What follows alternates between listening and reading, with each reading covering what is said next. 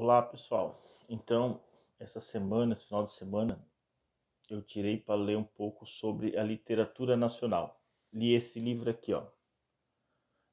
O Triste Fim de Policarpo Quaresma, de Lima Barreto, né?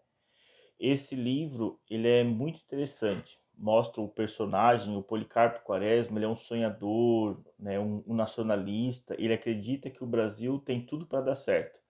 Então, logo no início do livro, ele começa falando, né, tentando mudar o Brasil. Ele quer conhecer a cultura brasileira, o violão, que é um instrumento marginalizado na época. Então ele acha que o violão é um instrumento genuinamente brasileiro, e com isso ele começa então querer que o violão, que a modinha seja conhecida em todo o país. Depois disso ele percebe que isso não vai dar certo, então ele diz que a língua portuguesa ela é emprestada de Portugal e não é a língua nacional original brasileira. Então ele acha que tem que ser substituído pelo Tupi-Guarani. Ele começa então a estudar o modo de vida dos índios da tribo Tupinambás, que era o genuinamente brasileiro. E aí ele é considerado louco, todo mundo, ele chega a ser internado no hospício e ele desiste de mudar o país pela cultura. E aí então ele vai morar no interior, compra um sítio, e lá ele começa então a dizer que tudo que se planta aqui nesse país dá, que são terras boas e que o povo só precisa de terra para plantar. Depois de várias idas e vindas lá no sítio, também dá tudo errado, vem a política local atrapalha ele, as formigas saúvas também comem toda a produção que ele faz, e ele não ganha dinheiro nenhum com a agricultura. Então ele percebe que também tentando mudar o país através da agricultura não dá certo.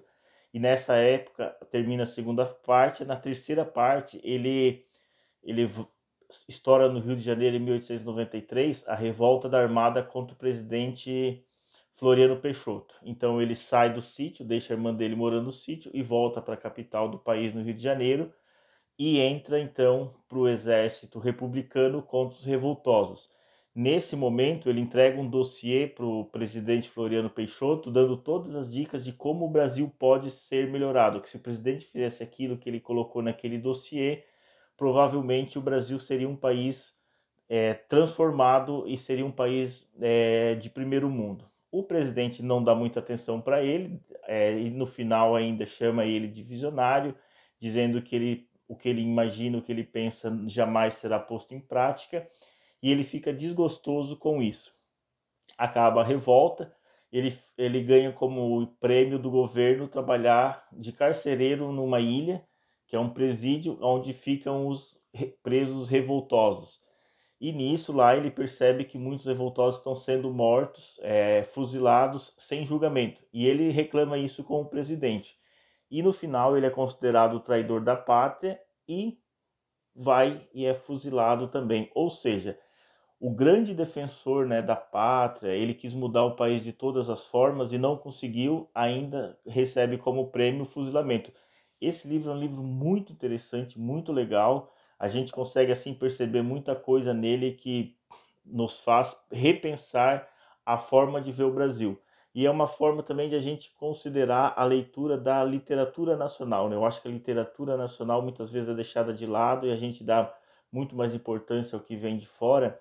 E eu percebendo assim, ó, lendo Lima Barreto, vendo a história dele, né, que foi um escritor contestador, que era contra o racismo, contra as marginalizações sociais no início do século XX, e ele coloca isso nos seus livros, né? E esse livro aqui é uma crítica que ele faz também, né, a esse ponto, né, de o nacionalismo, o preconceito. Na época tinha muito preconceito, e aqui ele esboça muito isso nesse livro. Então eu considero assim uma leitura muito interessante e valorosa. Eu recomendo ela para vocês, tenho certeza que vocês não vão se arrepender. Obrigado.